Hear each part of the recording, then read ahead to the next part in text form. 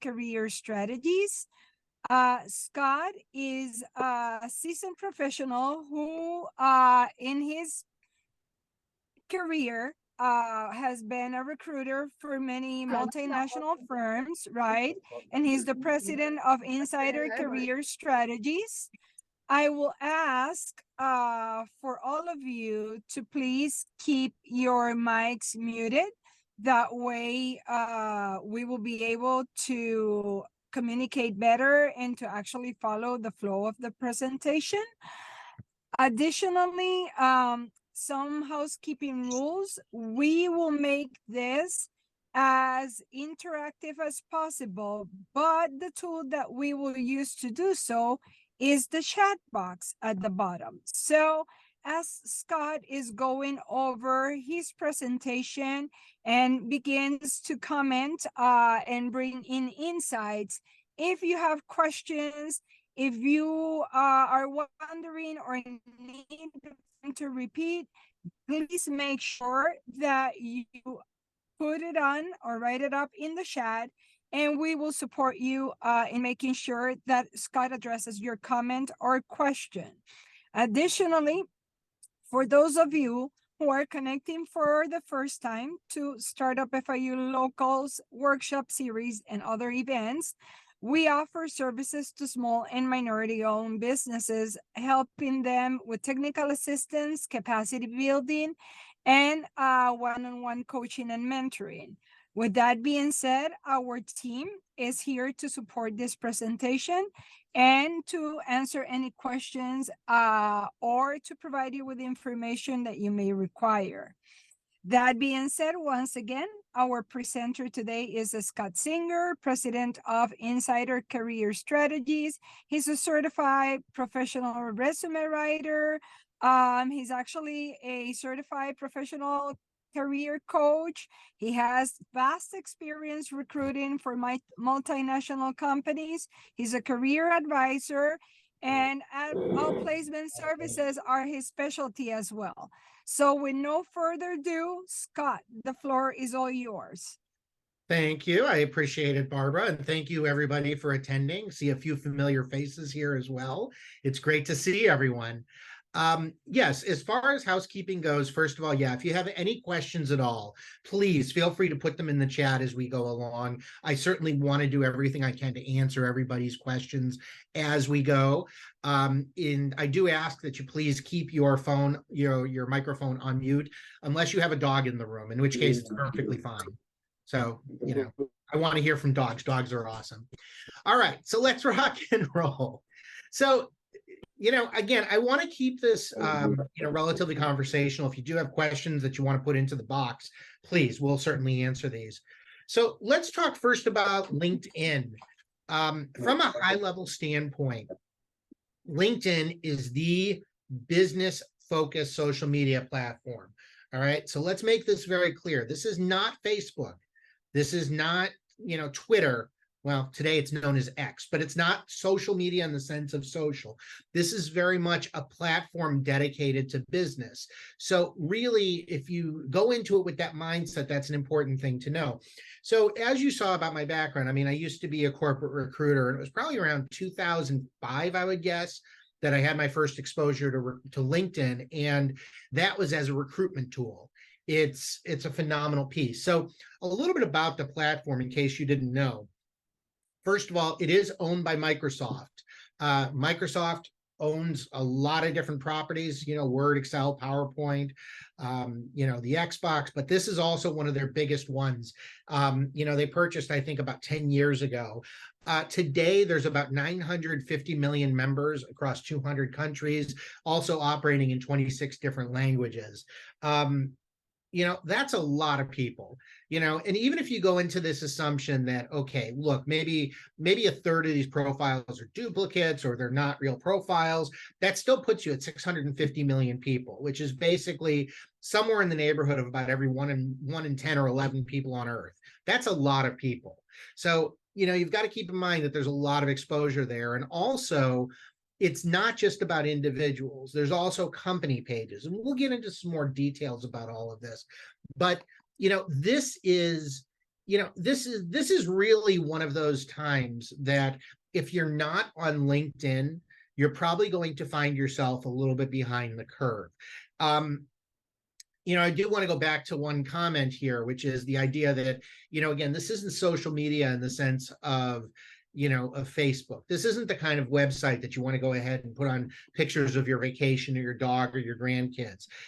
As much as you love them and as wonderful as you think they are, and I'm sure they are wonderful, you want to make sure that you keep that a little bit more on the personal side. Whereas if you're dealing with LinkedIn, this is really from a professional standpoint. So, I think that if you have a business, if you're trying to build a business, if you're trying to sustain a business, it really is pretty clear that LinkedIn can probably help you. And I do want to mention one thing. So, in the interest of public disclosure, I do not, I'm not a member of their, affiliate program or anything. LinkedIn is a platform. I pay for it. I have a professional subscription. I'll get into details about why that makes sense. But I am a huge advocate of the platform, and I'll share with you why.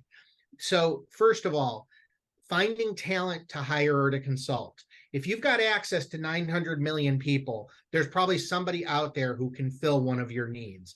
And whether it's on a permanent basis or someone to advise you on a certain matter, you're looking for a special accountant, you're looking for, somebody that has an experience in business transformation, whatever the case may be, there's always going to be somebody out there that can help you. And, from the standpoint of even myself providing services, I've had a lot of people that have found me in terms of my business. Also, it's important in terms of building your brand reputation. I don't know how many of you own a business here, but if you own a business, you probably wouldn't put a sign out front that's made, spray paint and a, piece of plywood. You wouldn't just stick that out there. But a lot of people do that with their LinkedIn profile. It's important because LinkedIn is really there to help you build your brand reputation. So having a nice polished presentation can definitely help you with that. It's a great place where you can show off your expertise as well as your polish and professional acumen. Also, lead generation, sales, conversion, the whole life cycle of sales and business development. Companies pay a lot of money to see people in LinkedIn. And, as far as, the last time I checked, the average seat where somebody could pay to see everybody in the system was in the neighborhood of around $15,000 per single license. So it's possible that they're buying several licenses, but the reason they're doing this is because they're trying to reach people to sell their products or services.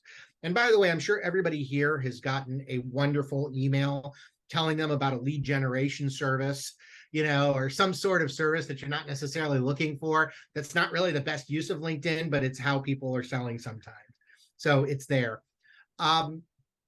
It's also a fantastic tool for researching companies, employees, individuals. This is a public platform. People and organizations have so much detail online that you would really be remiss whether you're trying to find somebody who's a decision maker at a company or you're trying to find out about who's interviewing you when you're going for a job. If you didn't do that, you'd definitely be remiss. Also, publicizing. There are ways that you can use this as an amplifier. Hey, something great has happened in your business. Something, great has happened for you. Maybe you completed your PhD. Maybe you have secured a major agreement to be an exclusive service provider to another company. Maybe you've hired somebody who's a luminary in your industry. This is an amazing platform for that. You can really get out there and share messaging about that. But also, it's not just broadcast, it's also receiving. You can see what's been going on for other people, your contact network, people that businesses that you follow. From the standpoint of catching up on what's going on, the posts are an incredibly valuable feed here too. But, let's not forget the last piece here, which is making direct connections. The power of LinkedIn a lot of people don't think about this, but the power of LinkedIn is not necessarily to see what's there, although seeing what's there is a wonderful thing. But the real power here is your ability to reach out to somebody, make a personal connection in a much more efficient way than it used to be. So I'll share with you when I was early in my career and I was doing recruiting, the old fashioned way of doing this was you had to sit there, pick up a phone, work the phone, call into companies, try to build an organization chart, try to see who's there, try to understand who would be your best person to pursue, whether you're looking for a job candidate or you're looking for a hiring manager or someone to sell a product to. These days, LinkedIn's right there. You can see it, but you can also make that direct connection. And if you've got a message that's going to be valuable to the person from the standpoint of, of making that direct connection, if you've got a compelling message, it's definitely going to be a useful tool. All right, so let's move on. So the search box, that's an important piece of this. So one really important factor here, when you are using LinkedIn, you do not own the playing field. All right. Let me make really clear what I mean by this. If you have your corporate website, you own that, right? That's 100% your messaging. The functionality you build on your website is your website. Same thing with the CRM system that you may have, your corporate database, all of these different pieces. These are yours. You essentially own those, whether you lease them or buy them. Here's the problem. When you use LinkedIn, they own all of your data. Okay, they own all of your data. They can turn on functionality. They can turn off functionality. So it's important to know that this is not a substitute for your corporate resources. It's a nice augmentation, and it definitely expands your capability. But you need to understand where your limits are. I remember, years ago, I was working on something in LinkedIn and I was using it for marketing. And I remember LinkedIn had flipped a switch on something. And all of a sudden, the leads that I had out there just started dropping. And the traffic fell. And, you've got to know that it's not unusual for them to go in to change features, functionality, and the algorithms that they use on their system. So from the standpoint of the of the system, I mean, you really don't have full control over it. You're kind of at the mercy of what they have. So make sure that whatever you've got, that you're backing this up with your own systems and your own software and your own data collection. You don't own the data. You only have access to it while you're paying for it. And like it or not, this is actually a really big thing. You're bound by LinkedIn's terms of services and any consequences that you may encounter from this. So sharing passwords is considered a no-no by LinkedIn. Doesn't mean it doesn't happen, but it's considered something that's outside the terms of use. How you market to people, reaching out to people you really have no business reaching out to, spamming people. If you don't follow their terms of service, there is a distinct chance that LinkedIn could shut you down temporarily or on a permanent basis. So just be aware of that. Again, I just want to reiterate this. LinkedIn is no substitute for your private tools. We have a line on here. Someone drew a line. So we have, let's clear that out. There we go. So first of all, one of the big questions that everybody asks is, do I need a paid subscription? And the answer to that is a little bit complicated, but in short, I highly recommend it. A LinkedIn subscription, if you're using LinkedIn correctly, it can really have huge ROI. There are different programs and different subscription levels. The basic subscription, I think, is $30 a month, and it goes up to hundreds of dollars a month, depending on the plan that you're choosing. So if you are a one-person shop and you're pretty much just using it for some basic functionality, you're not going to need as many search capabilities as somebody who's more of a premium owner. So let's talk about what the value is here. So first of all, it's the lies in the two-way connection. For those of you who aren't familiar with an InMail, the InMail is the concept of the InMail is basically you have a certain number of allocated messages under a premium subscription that you can send directly to people that you're not directly connected to. So let's use the Facebook analogy, right? If you're on Facebook, you have your first level connections. Those are people you're directly connected to. You can send them a message. If you're not directly connected to, you have no business sending them messages. LinkedIn works the same way. They put behind paywall the ability to send messages to people you're not directly connected to. And that's where the in-mails come in. You know, and your average plan will have 10, 15, 20, 100 in-mails per month. But those in-mails are really where your value proposition is. It's your ability to make some of those direct connections. Also, another aspect of this is the search capabilities. If you've played around with LinkedIn and you've tried to go in and try to find people at companies and you don't have a paid subscription, it's going to shut you down relatively simple. It's going to give you one page of results. It's not going to get deep into the content. If you go to people's profiles, it's not going to show you the whole profile. Yes, it stinks, but it is what it is. This is what the pay model is for them. So they're really putting those behind the paywall. Now, also, one of the other things that goes under the paywall, and this is once you start to get into the Sales Navigator, the higher level packages, lead organization and management, where you can really build marketing campaigns, whether it's to sell an item or to recruit somebody. You're basically going in and able to organize all of those different leads. Another great one is analytics. So you'll be able to see under a premium subscription how many people are looking at your profile, how much reach do you have, what companies are you reaching as well, just through your post, passive responses that you've got. But here's really another interesting thing too, is under the subscription that you pay for, you can also see who has viewed your profile. If you can check, like let's say that you are selling an accounting software and you happen to see somebody who's a controller at a company has looked at your profile. That's a warm lead. This is somebody who you may be able to reach out to and say, hi, I'd like to introduce myself. My name is Scott. I'm with Accounting Software Inc. I see that you have looked at my profile. I'd love to see if I can be of service to you. So, keep in mind, I mean, there's a lot of different ways to play this. And by the way, just like anything else, learning how to use LinkedIn is a learned skill. So from the standpoint of being able to go through that and to, really maximize this, it's going to take a little time to go through there. All right. So first and foremost, your most basic tool is your profile.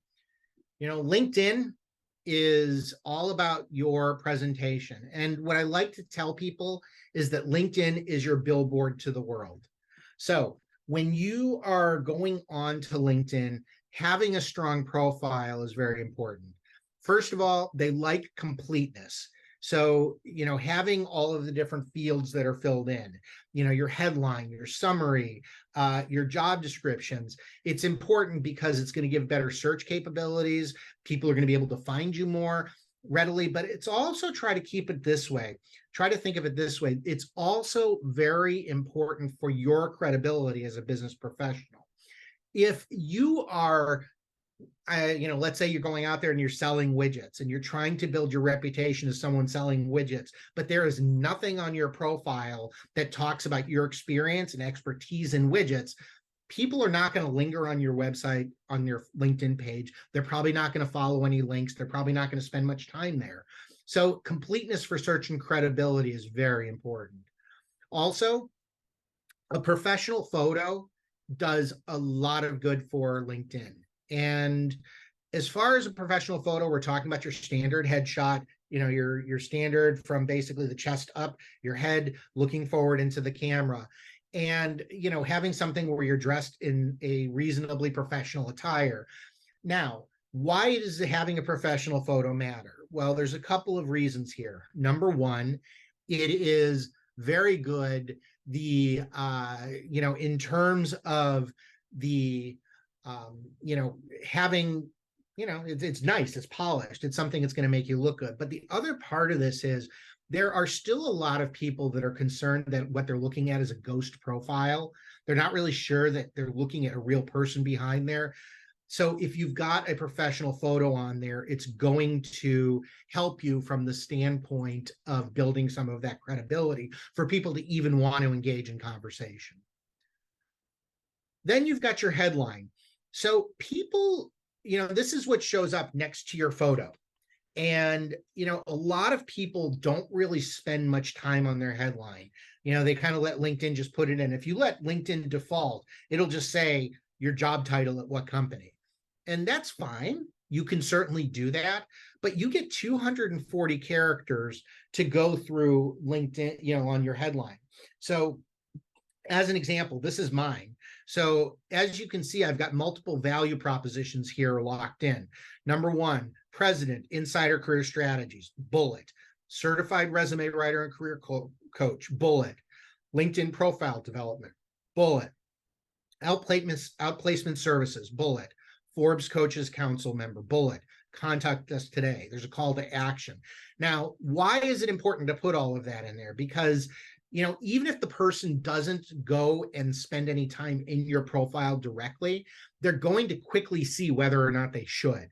And if you've got all this space and it gives you all this real estate to clearly give people a reason to dig deeper, why not do it? In 10 seconds, they're going to learn everything that you have to offer to them.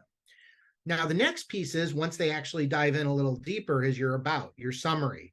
And this is your 2,600 characters. This goes up between your headline and your first job. This tells who you are, what you have to offer. This is the about. I am for myself, I am a former recruiter and I am a resume writer and career coach. I can work with you on A, B, and C. This is a really important field, and many people neglect the about. They think, well, my job descriptions are going to tell the whole story. And they do and they don't. The problem is that this is your opportunity to really draw people in. It's going to come up before the jobs. So why not use this real estate to tell a little bit about your value proposition? Punchy, have it clear, talk about in very abundant and very clear and readable words why people should contact you. What's your call to action? Here's what I can do for you. A typical way that I structure this is about me, where you tell a little bit about who you are, what your value proposition is, what you can do for a company or a client, about your skills, and then how to reach you. So putting it in some sort of structure like that will go ahead and give people some real estate to look at and to clearly understand what you can do for them. But also, honestly, it's going to help your Boolean searches. When people are going through Google or they're going, through LinkedIn itself, and they're putting in, I'm looking for an accounting services salesperson. And if you've got accounting services salesperson in your summary and you've got the right keywords, someone to help with Salesforce training, and you go on Google, it's going to link to your profile. The more that you can put in there, the more it's going to help. And 2,600 characters is a lot. That's hundreds of words that you get a chance to really tell your story. And then there's the jobs. From the standpoint of explaining what your positions are that you've held during your career, these are your credibility. So it's not just about what the job is that you're doing now and what you're selling now. I'll give you an example. Let's say that you are an executive recruiter in the accounting and finance field. And that's great. If somebody's looking to hire accounting and finance professionals, that's fantastic. It builds up some leads. And that's nice to have that in the summary. But what if you start getting in deep into your background? What if your last job was working as an accountant and auditor with Ernst & Young? What if your experience before that was as a project manager? Now, people are going to understand that you have more credibility and you have knowledge of the product that you're selling. So I'm going to actually just address a few of these questions here. I think I've been following these as we go, and I think there's some good and some relevant ones. First of all, as far as the slides, yes, everybody's going to get it. Akile Sime, do I have your name right, Akile? Are you an actuary? Because that's what my dad did for a living. Yeah, I mean, if you're looking for an actuary, it's a very specific field. Yes, if you're looking to hire one, you're probably going to have not as much competition as, say, if you're looking for someone who's an accountant. So yes, it can be very helpful from that standpoint. Will you have a chance to get your LinkedIn profile reviewed? Yes, you'll be able to reach out to me after the presentation if you'd like. Also, the next question we have here is LinkedIn Navigator helpful? Should they invest in it? And my answer is you need to really look at the different sales plans that they've got, the different levels of the different LinkedIn services. I'm not sure Navigator with all the bells and whistles, it's going to cost you $30,000 a year is necessarily the one you're going to need. You may have lower level packages that may be helpful, but even having the mid-level package can certainly help you from that standpoint. If you don't pay a subscription, do you still get to put your email address on your headline? Yes, you do. Absolutely. You have that available. You can make it real easy for people to reach you. Just one word of warning. If you put your email out there, people will reach out to you. So Yasmile, I see your question, but here's the thing to keep in mind. If you really would rather have peace and quiet, having your email address is not going to make the most sense. But if you're looking to do some, conversion and generation, it's a great way to do that. So we have another question here in terms of from the FIU startup team. What's the best way to reach out to people in the first interaction? The thing with the in-mails is you want to make sure that there's actually a little bit of a format that you probably want to follow in terms of making that connection, whether you're trying to make a connection for, find someone for a job, or you're trying to sell somebody. The first thing I want to say is, number one, I'm holding up my phone here. You don't want a message that's any longer than the face of your phone. You want it to be short and sweet so that people can get through that quickly. People are not going to read through a long and detailed message. But I think a reasonable approach is to be straightforward, honest, and transparent. Hi, John. My name is Scott Singer. I see that you're an accountant with Ernst & Young. I am currently selling accounting software, ERP software. I was wondering if you might be interested in a consultation. I have some new features that might be of interest to your business and may be helpful to you. Thank you. Sincerely, here's how to reach me. Short, sweet. People will probably, if they're interested, they will go back to your profile. They will see what you have to offer in terms of credibility. But keeping it short, being respectful of their time is very important. The other thing is, make sure you include something about what's in their profile. Don't make it seem like you're just spamming a bunch of people. Hi, John. I saw specifically about your background, and I see that you're managing accounting systems implementations. Would you be interested in a consultation to talk about what we can do to help you with that? And what you're doing is you're making sure that it's a clear consultation. I get so much junk through LinkedIn. I get people that send me LinkedIn messages asking if I can be their US representative for distribution of products. I don't distribute products. I provide a resume writing and coaching service. So, I get those kinds of messages. It's irrelevant to what I do. So make sure you're looking at the messages and who your audience is. All right, so corporate page. Let's talk about that. How do you do a corporate page that's going to help you? Now, I've been picking on Ernst & Young, EY today, but the reason that I've been picking on them is I think that they really do a phenomenal job of presenting their brand on a global basis. So a couple things I want to point out here on the corporate page. First of all, if you have a business, have one. You should absolutely establish a corporate page because you're going to have it as an additional reference point. People are going to want to see that you're professional and you're not someone just working out of your garage. And, quite frankly, even if you are working out of your garage, that's okay. Just make sure you have a corporate page to back it up. You don't want to look like George Costanza making phone calls out of your garage and selling Vandelay Industries. So from the standpoint of the corporate page, there's a lot of people here, a lot of pieces here, and it's very important for your image and credibility. You can see on the profile, there's a professional picture in the banner. There's the logo. And by the way, this is interesting that if you do have the corporate page and you fill in a logo for your company, it'll automatically populate on your job listing on your individual profile. So not only will it elevate the professionalism of the corporate page, it'll elevate the professionalism of your business page, if that makes sense. You want to make sure that you fill in all the data. There is so many fields here on the corporate page. There is, you can see there's a link to your corporate website. You have here, the people that are, you can see the other folks that are connected here. So having people on your staff done have their links. But you also have about, and if you start going down the rabbit hole of building your corporate page in LinkedIn, there's really a ton of data. Your corporate website link, your services, your value proposition, how people can reach you, links to other pages. You can add portfolio pieces. You can have posts. If you want to start a dialogue from your company, talk about your products and services, you can do that. And also see here, people can follow the corporate profile. You see here the following box. So it's,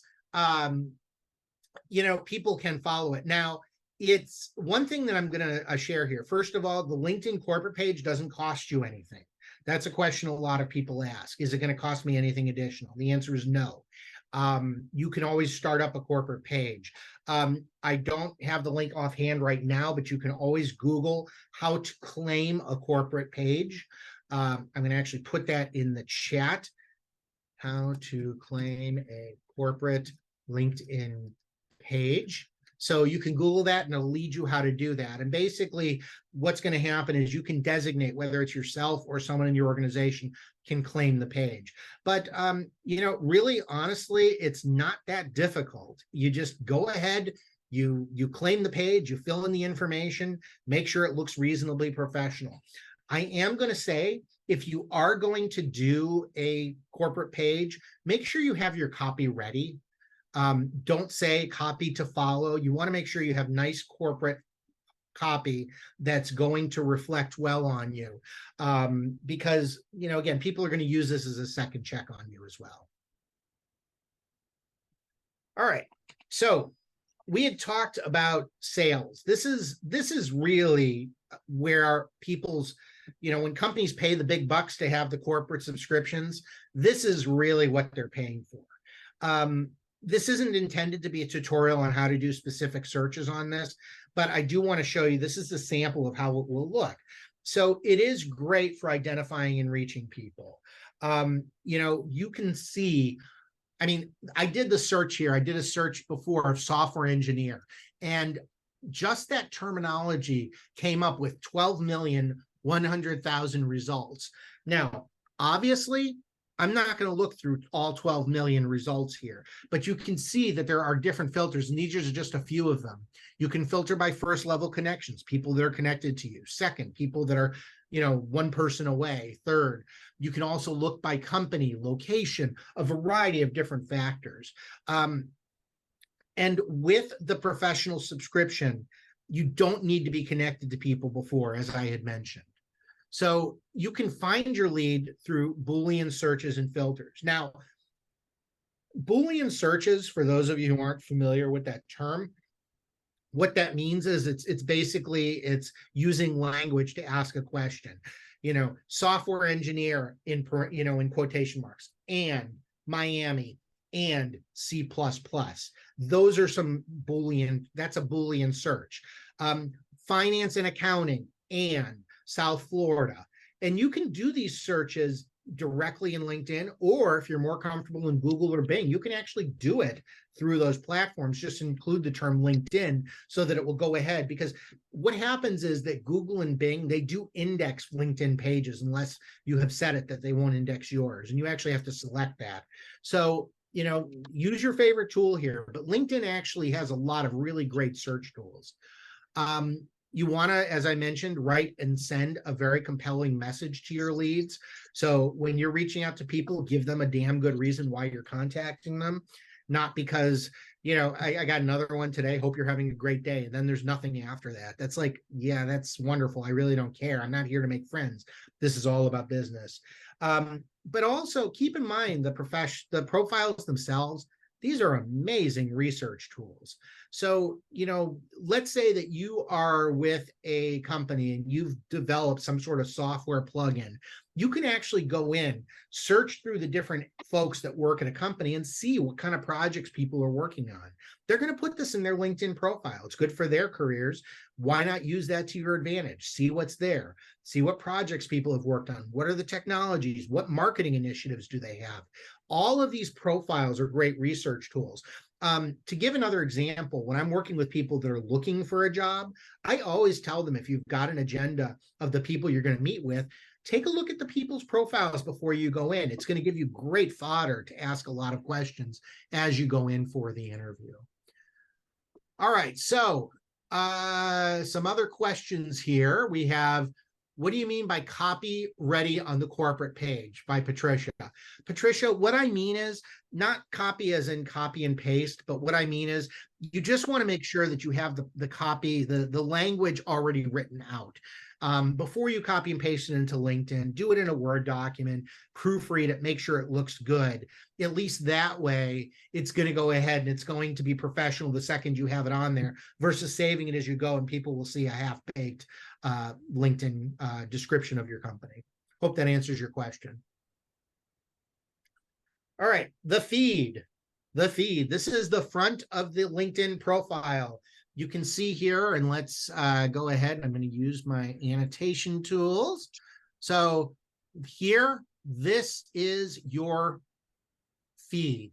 This is where everybody, you're going to see your connections. What are they doing and what is coming up through your feed? By the way, if you share updates, that's where it's going to show up on other people's profiles as well. So with regard to the lead, this is a tremendous tool from a business standpoint. So first of all, you can use it to keep up on what's happening with your connections and with companies that you are following. So, for example, here, I've got, Christina Lopez, who's somebody who is, a connection of mine. I've known her for many years. She is working over at FAU. I know we're not talking about local universities here, but she's, it's all part of the Florida system. And, she's working, she's been accepted as a doctoral candidate. Okay, so you can see that I've got her information here. Now, if I'm looking to recruit people at the doctorate level in learning and development, now I've got some information. But companies will put on here, they'll put on product launches. They'll put press that they've had, where they've been covered in other media outlets.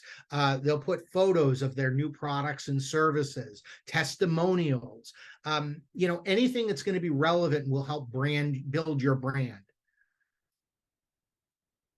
Now, from that standpoint, you can share your news and your work. If you want to make yourself more valuable in terms of, promoting what you've done, this is kind of the approach that I call this is kind of the little footprints approach, right?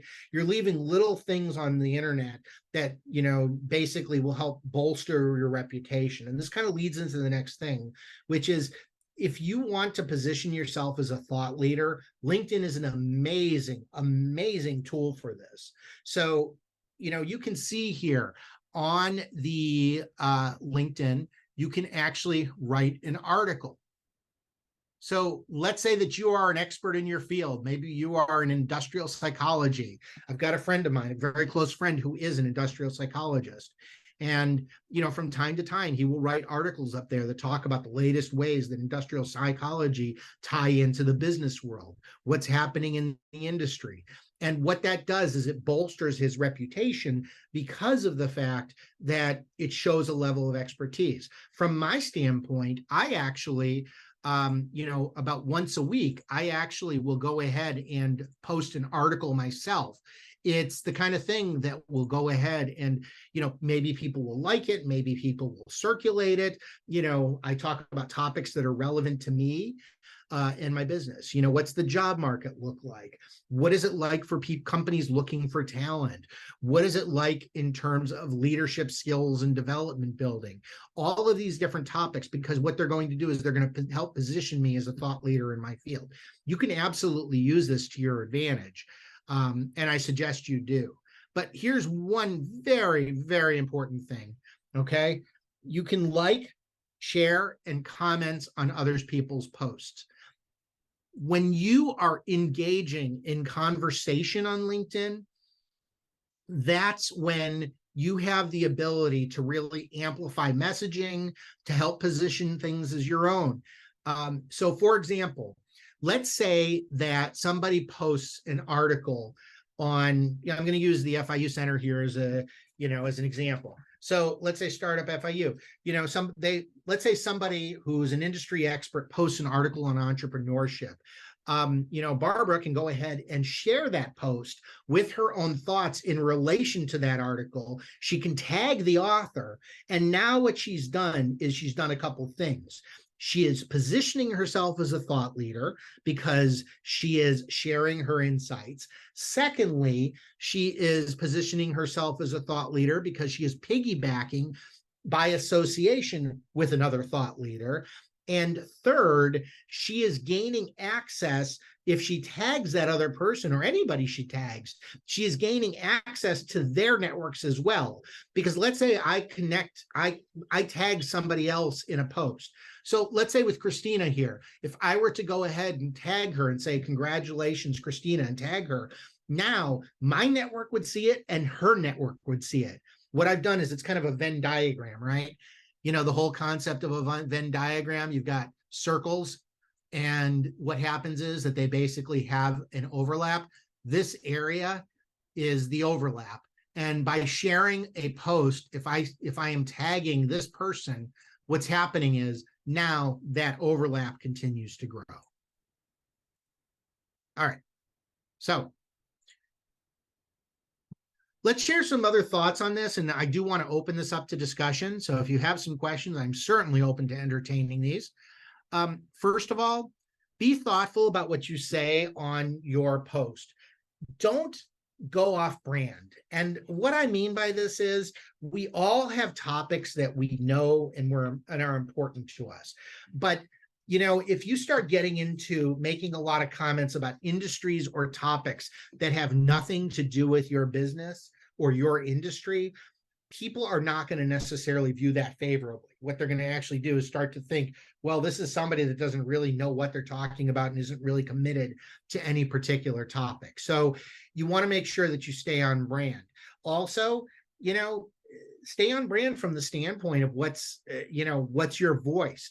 If you found your editorial voice, and what I mean by that is, how do you present yourself? What's the way you speak from a business standpoint? If you start deviating from that, people are going to wonder if it's actually you going ahead and posting that. Another thing is, this is business. Don't get too personal. And there's two ways that I mean by this. Number one, I'm sure your kids are wonderful. I'm sure your dog is wonderful. I'm sure your wife/husband are wonderful, but this isn't the place to really post about them. There are exceptions. Maybe somebody has joined the family business. Maybe you're congratulating somebody on getting a professional achievement. I'd like to congratulate my son on completing his MBA from Wharton. Okay, that's okay. That's on brand.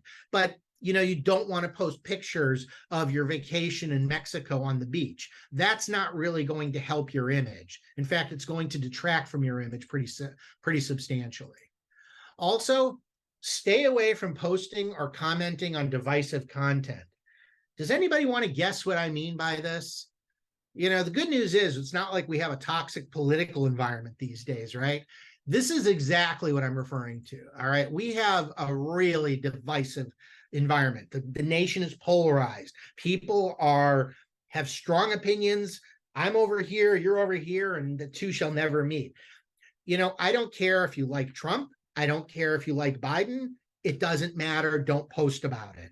It's not relevant. Unless you are a political analyst or a campaign manager for one of those people, don't post about it. It's only going to alienate half the people that see your messaging. All right. Hot button political issues, there is nothing to be gained by posting items on here about those. Honestly, in fact, you have more to lose from a credibility standpoint than anything else.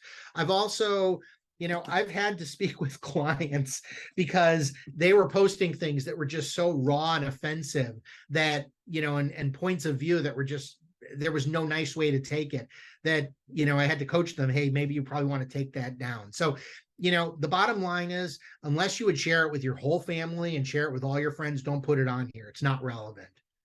Also, be strategic about building your network. This is something that is, I'll give you an example. If your business is focused on selling printing services in the South Florida area, I don't know why contacting people that are in manufacturing in Asia may necessarily have anything to do with your business. They might. Maybe you're looking for some suppliers, but if they don't, all it's going to do is take up valuable connections in your business. But by the same token, if you've got people that are in related industries, industry groups, associations, those are fantastic connections to make. People that you may have a need to fill some of your jobs in the future in your company. Be strategic about it and grow your network. Don't be conservative about it either. Be proactive, reach out to people. If somebody sees a good connection in terms of why you're sending them a connection request, chances are they're going to accept it. Like I also talked about a couple times, make your email messages enticing. Don't waste people's time with inappropriate contacts or spam. If it's not something you'd want to read, why would you send it to somebody else? Just be thoughtful of that. And then the last item here is, not everybody thinks about this, okay? But online content lives forever. You put something out there on the internet, it is almost impossible to grab it back. If I've seen on social media where someone says, oh, I never did that. And then someone will reply, oh, really? I have a Twitter post that refers to that. LinkedIn works the same way. Don't put something up there that you're going to be ashamed of 6 months from now, or even a day or two from now. Even if you delete it, people may keep it. But, there's indexing bots that will keep this stuff. So, you know what? What's your image? What's your legacy? What is the message that you really want to communicate to the world? That's the kind of thing that you really want to make sure that you're posting onto LinkedIn. And, do it in a thoughtful, polite manner. I also am going to say one other thing too, which is, you want to moderate your style online. I don't know about the other folks on here, but I've encountered enough people who don't know how to write an email or a written message in such a way that has subtlety to it. Lots of, using all caps and exclamation points. You may mean a wonderful, emphatic thing, but if somebody reads it and they take it the wrong way, it's not really going to work for you. So just be aware of that. So, folks, I'm going to hand this over. That is the presentation itself. I am open to any and all questions if you have one. Thank you very much, Scott. As always, I've learned so much. Even if this is oriented to business, it's a very good guide for us as we support entrepreneurs. And guys, I will invite you to ask questions, to take advantage of the opportunity, since we ended up early, to ask as many questions as you might like to Scott.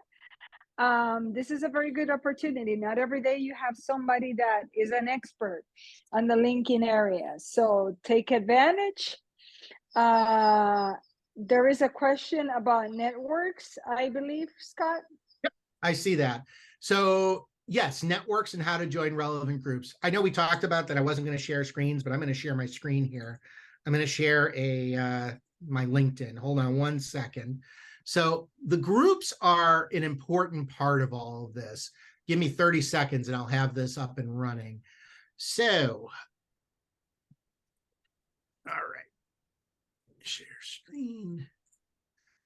All right, so this is my LinkedIn screen and I want to show everybody. So you have here under the For Business, and even if you don't have the For Business, you can still join groups. But I want to show you here, there's this little icon, groups. So I'm going into the groups tab and you can see you actually have the ability to join up to 50 different groups. Hello? Okay. So you actually can join up to 50 different groups. I want to share with you something that's kind of interesting about this. So let's go into one of these. So Technology Jobs Network.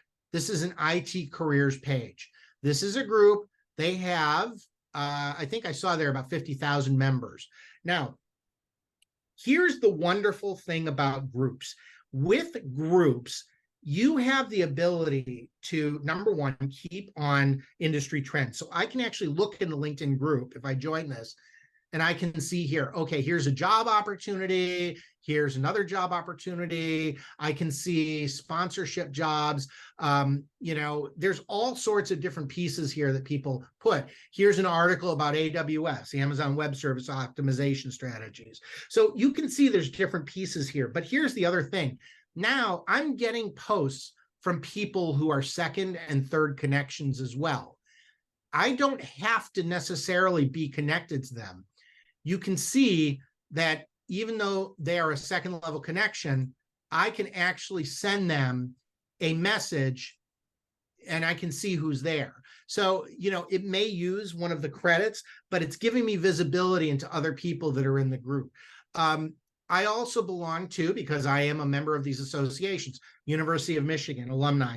And I know if you're a football fan, it's really not a popular time to be talking about them, but I can see things that are going on in the Alumni Association, things that are, there's a Tech Leaders Summit. So you can actually use the groups to go ahead and to expand your network. Also, if you're selling a service, if you're an entrepreneur, you're looking to get into venture capital, there's venture capital groups.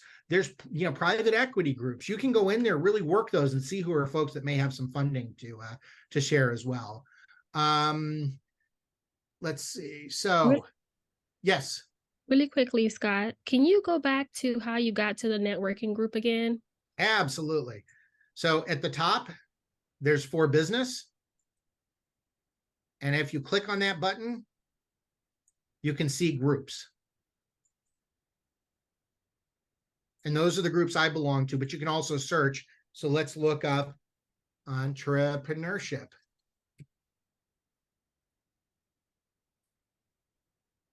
I hope I spelled it correctly. So I go into groups.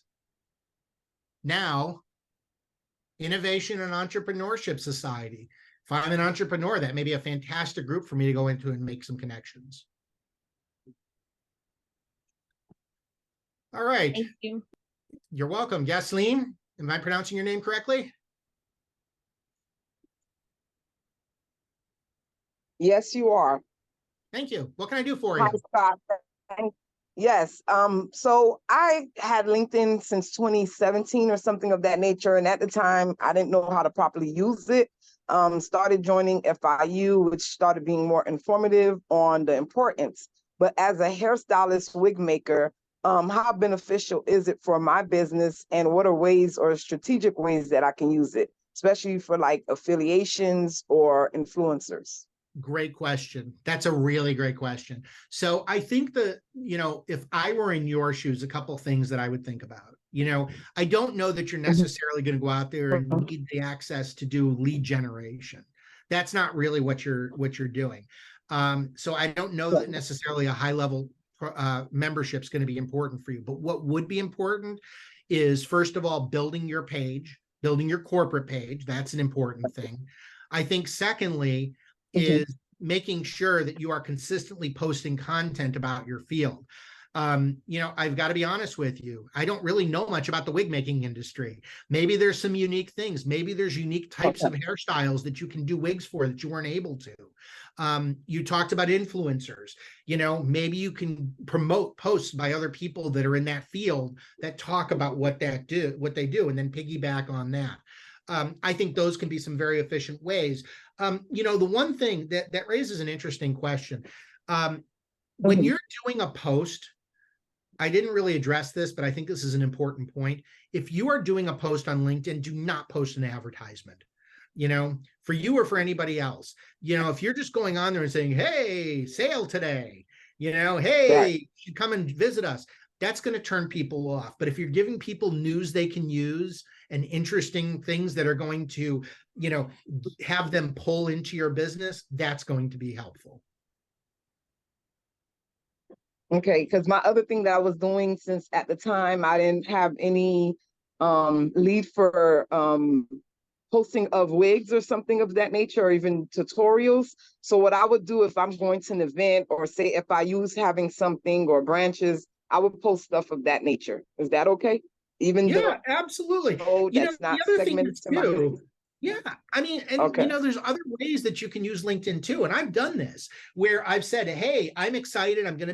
I have a booth today at the PMI meeting up over in Plantation. You know, if you're interested, come on and stop by. That's okay too. That's another way you can get people to come and visit you. Yeah, I mean, Got it. give people something that's going to be useful and help them connect to you. Are you going to make everybody happy? No. Are you going to want, you know, is No. your message going to effectively reach everybody? Not even close. But it doesn't really matter because what percentage does it really take to make a living? Mm. It's something about you I like. I hope they have you to come back again, because you're just so honest and blunt, and with a It gets serious me in face. trouble But it's sometimes. funny. It's comical. Well, That's okay. That's because they don't know how to take honest people. well, Right, thank you. But thank you Kathleen. for Yes, answering. girl. That was, yes, I like that. What other questions do we have here?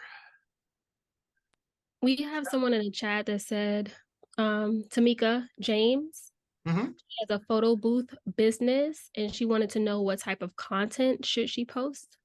Tamika, that's a great one. You know, it's fun. I think, you know, if I were you, and again, I'm not a social media marketing expert, you know, I'm an expert on LinkedIn, but here's what I would look for is number one is I think use cases showing, you know, if you're marketing, you know, there's probably the proactive piece, which is, you know, thought leadership about, you know, how people are using the photo booth field, you know, some stories about, you know, new ways that people, innovations in the photo booth business. But I think the other part of this is, you know, one of your best product examples is people that you've taken photos, have used your photos and have used your photo booth. Why not show, you know, hey, I was thrilled to be invited by, you know, by Ultimate Software to do a Photoshop or to do a photo booth at their annual employee conference. Happy to share some of their photos. And then you tag the company. Now you've reached their, you know, their followers as well. And you're showing people happy to see, you know, that are happy with your product. Thank you so much. I have a follow-up question. That was great. I wrote down what you just said. So I actually have something special, which is a testimony booth where people do testimonies. Mm-hmm. And so I am really like video testimonies. Yes, video testimonies, but they're shareable. So they do the testimony and then they can share it to themselves on the spot. And the person who hired me can get a link to all the videos. I would like to know what is the best way for me to utilize LinkedIn to talk to public speakers, because I would like to market to them as well. So I want to know how to show up, like you just said, which was great. And then also, how do I begin to get into speaking to them privately to offer the service without being too salesy? Yeah, you know, I think you've got to go for a somewhat softer approach, right? And I think that, you know, first of all, if you're looking for public speakers, I think, you know, you want to go fishing where the fish are, right? So I think the first thing you want to do is try to hit maybe a public speaker agency, public speaking bureau. There are several of them out there. And maybe the first thing you do is you reach out to them, say, hey, listen, I have an opportunity here. I'd love to be able to, you know, explore if there's any synergies, you know, between my business that, you know, that we can partner up on. You know, I think that's important. I think, you know, again, it's all about the value proposition. What is it that you propose to them? You know, what is it that you see as the value proposition of working with you? You know, I think you need to very clearly come out, because, you know, they're not going to give you time because they think it's interesting. They're going to give you time because they think it's going to help promote their business as well. Now, one thing about the video testimonials, I wouldn't share the testimonials themselves unless you got like Elon Musk to do it. I wouldn't share that on your feed, you know. And by the way, talk about divisive people. I mean, he's one right now too. You love him or hate him. But I mean, like, let's say you got an A-list celebrity. Let's use LeBron James, better example, NBA player, right? you know, if you got him to do an endorsement, yeah, I would put that on your feed because I think that's going to be something people are going to enjoy and it's going to be a lot of fun. But most people aren't that polished. Most people aren't that interesting. And those people, but what you can do is you can set up, you know, like I would put in my summary if I were you, I would say to see some of our satisfied clients and their video testimonials, visit us on our website, and you can put the link in your about. Thank you, Scott. Oh, thank you. Thank you so much. You're welcome. We have a couple of questions around specific industry and how LinkedIn may work. So there's a question about, does LinkedIn work for most industries in general, about what kind of content can be posted or boosted to the LinkedIn network? And then which kind of content is better for consulting firms and for food and beverage? Wow, that's a real, so, you know, no, I mean, that's good. That's really good. You know, I think that, first of all, who here is old enough to remember a Rolodex? You know, I am, you know, where you had that big thing that you would spin around and you had all the business cards. Yeah, I mean, yeah, and I see Ghislaine saying that, but yeah, I mean, it's, you know, that's the way it used to be. And some people still have those, but you know, the truth of the matter is that LinkedIn has kind of replaced that, LinkedIn and your CRM software. So, you know, I think that from the standpoint, if you're selling pretty much anything, you know, if you're selling anything, if you're, you know, you can probably find an audience on there that's interested in what you're having to market. It may not be a huge audience, but it may be an audience. You know, you've got to think about it. Also, you know, part of it is, and this is another thing to keep in mind, is how interesting are you making it, right? If you've got, so Ghislaine, I'm going to pick on you, right? You know, we're talking about hair pieces and wigs, right? You know, it's, a lot of people might think, well, that's not really all that interesting, right? It's a hair piece. Well, what if you were to come up with an angle and you were to become a thought leader on, you know, hair pieces for cancer survivors? Now, all of a sudden, you've got an interesting angle that you can position yourself as a thought leader in that area. So it's going to really depend. Retail shops, people are going to want to find out more. But, you know, I think what's really important is that if you go into it with the mindset that, you know, what's in it for people that use your service as opposed to what's in it for me, I think you're going to be able to find a use case for doing it on LinkedIn and promoting it, even if it's just to convey the excitement of what you're doing in your business. Now, you know, in terms of, you know, somebody asked here, you know, what type of content is best, for example, for a food industry business. That's a great example. Let's use that one. If you're running a you know, if you're running like a food purveyor or food supplier, samples, right? Put stuff up that's going to, you know, hey, we were invited by organization X to provide, you know, this dish for this organization. You know, I'll use an example, Ana Paz cakes. You know, has everyone here ever heard of Ana Paz? They make these really luxurious Cuban style cakes, right? And they're beautiful and people get them for weddings and they're, you know, multi-tiered. Like if you see one of them, you know, people have spent a lot of money and there's been a lot of effort that went into these cakes. And if I were to see on LinkedIn that, you know, hey, we were engaged for a wedding to provide this beautiful cake. Let me tell you about how we constructed it. You're not selling it. Now what you're doing is you're making people's mouths water. You're making people think, what if I could have something like that as well? So that's the kind of content I would do. Also, food industry is very broad. So Paula, you know, I that's who's asking it, Paula Chavez. You know, Paula, you know, with baked goods, you know, it depends. Are you selling to consumer? Are you selling to business to business? You know, if you're selling business to business, you want to explain why would an organization engage you? You know, what's the value proposition? Do you do, you know, talk about some of the large scale events that you've been able to do catering for, you know, food service. So there's different ways to kind of think about that. We have a question here from Esther. The lead generation form. She says she uses a CRM that creates lead forms Is it necessary? How can I just post my own lead generation form or drive potential partners and collaborators to my partner page? Okay, this is something that's gotten much more complicated. You know, for those of you who aren't familiar, LinkedIn does have service provider options where you can, let me see if I can find there. Hold on one second.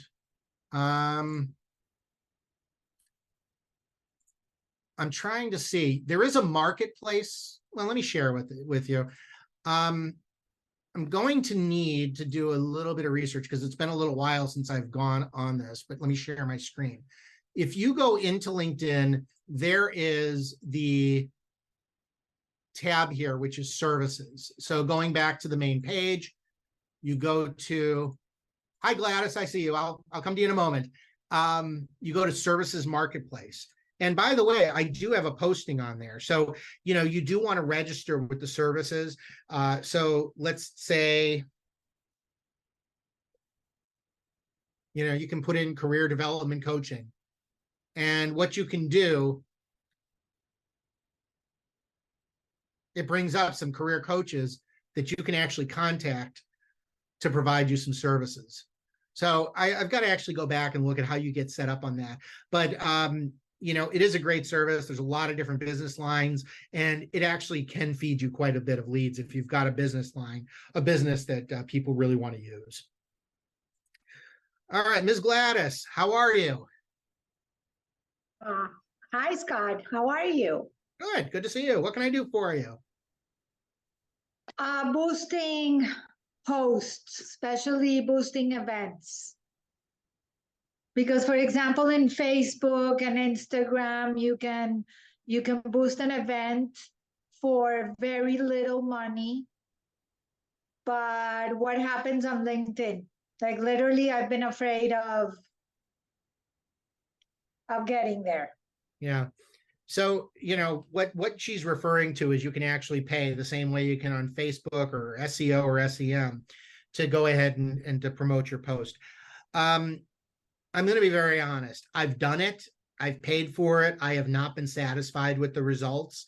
You know, I think from the standpoint of you want, you know, the best approach if you're promoting an event, for example, you want to go ahead and really, you know, try to get as much organic traffic as you can. You know, are there people that can promote it? Can you tag other people that, you know, have broad networks? Showing up compelling reasons why people should attend or come to what you're doing. But no, I'm not a huge fan of the paid ecosystem on there.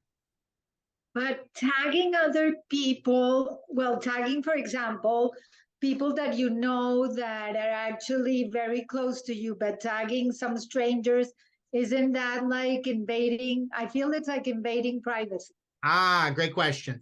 Yes, I should have clarified that. You don't want to go tagging random people. That's not good practice, and it'll probably get you in trouble. The better practice is, you know, hopefully what you can do is you can build some organic traffic with people that you know, people that you're affiliated with, maybe one of the venues that you're working with, you could tag them. That's the kind of thing you want to do. Don't do it without people's permission. Got it. Thanks. Tamika asked, you can't see groups on your phone? No, you can't. It's not available there. Sidel, I have started working in actuarial science and think I can use my LinkedIn to gain more visibility and build an interesting profile. I would like to know what kind of posts and content I could share. Well, you know, actuarial sciences, for those who don't know what this is, it's a very specific question. Actuarial sciences is basically, it's all about insurance contingencies. It's what are you worth to an insurance company? You know, Sidel, you're going to have to think about what's interesting about actuarial science, but what's also your mission? You know, are there interesting occurrences that are happening in insurance? You know, I'll give you an example. You know, if you're talking about risk factors, I think one of the big ones, we're all here in Florida, or at least most of us are, you know, you're taking a look at the homeowners insurance market. You want to talk about something that's going to attract some traction. If you're working on that, that's going to attract you some traction. So I think from a posting standpoint, it's probably going to get you some traction. We have Diana. If looking for a job and want to find employers who are open to finding individuals but do not have a degree but have good work experience, Is there a way to filter for these companies on LinkedIn? The answer to that in short is no, there's really not. That said, there's no substitute for having great experience. And there's also nothing wrong with reaching out to somebody who could potentially be a hiring manager for a job that you'd be looking at and introducing yourself, letting them know that you have the background to do the role that you know, effectively, and, you know, maybe asking for an informational interview where you talk to them and, you know, try to get some more information. What do they look for? How can I better position myself? What is the best way to create a content for resorts, boutique, or for homes, wholesale swimwear and beach wear clothing? Sonia, that's an interesting question. Who's your market? I think that's the first question. You know, are you looking for consumers, or are you looking for, are you looking for consumers, or are you looking for retail buyers?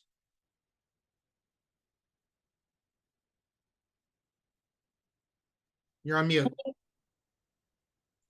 Sorry. And hi, how are you, Scott?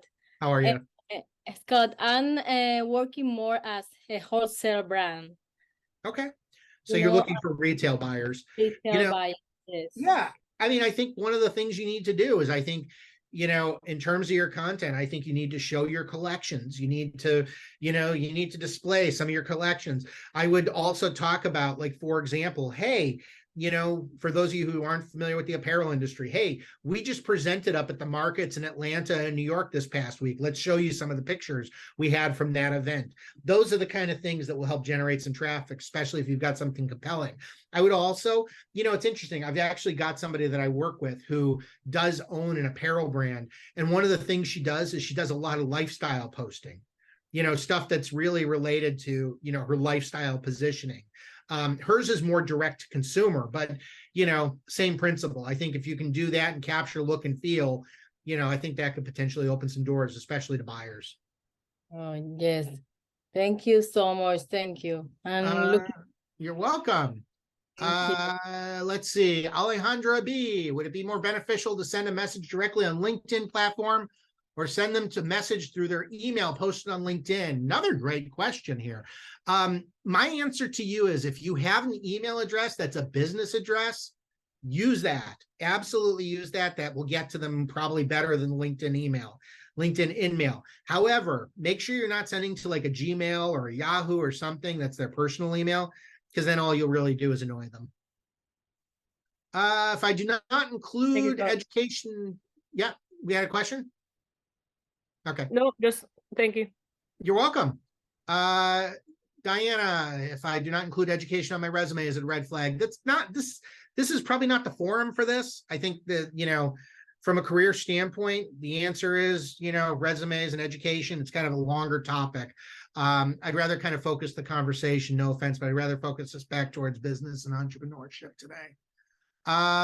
Stacy, I was told it's not advisable to pay to boost post. Esther, can you help me better understand the commitments feature section of the company page? I'm not really familiar with that. Let's see. I think for those looking to review metrics on LinkedIn, what are some of the baseline goals we should have on a monthly basis? How do we determine how effective our profile and connections are in real time?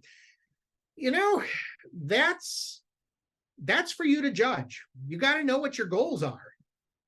If you are trying, Esther, to reach a variety of people, you know, I think what's more important is the journey as opposed to the final, you know, the actual number at that day. You know, are you trending upward? Are you hitting, you know, are you hitting the right groups? Are you reaching the right, you know, putting enough compelling messaging? Can you look back at the posts that have a lot of views and using that as a roadmap? Only you can really decide what's going to make sense for you from that standpoint. Carelia Alvarado, I would like to know if hashtags still work on LinkedIn. These are great questions. Yes, they still do work. There is talk of phasing them out, but they do work. Okay, just seeing if there's anything else. I think we captured it. Barbara, anything else you want to add? Oh, no. What I would like to say once again is thank you, Scott. You've done an amazing and outstanding job as always. And I'm glad we were able to get you to one of our workshops so our participants get to taste what as a team we have tasted ourselves. I see a lot of very good questions coming in, and I would like to invite everyone to the next session that we will have with you on November the 29th at 1 p.m. So those of you who are actually entrepreneurs that have been in this topic related to businesses, you're the CEO of your company, right? So Scott will be addressing basically LinkedIn optimization with your role as a CEO. I would like to invite you to connect. And as always, Scott, you know that now this is your home, right? You're always welcome to join us at Startup FIU Local. And for everyone, thanks for connecting. It has been a great session. I look forward to hear from many of you. We will be sharing the recording and the presentations for those who register through Eventbrite. Once again, thank you, Scott. Thank you. And my contact information is on the last slide that she'll send out. And I will make sure actually to include it as well in the body of the email. So for those that had asked how to go about getting a review with you, all the information will be included. Sounds good. Thank you very Very much. good. Thank you so much. Take care. Have a great rest of your day, everyone. Thank you, everyone. Thank you. Thank you.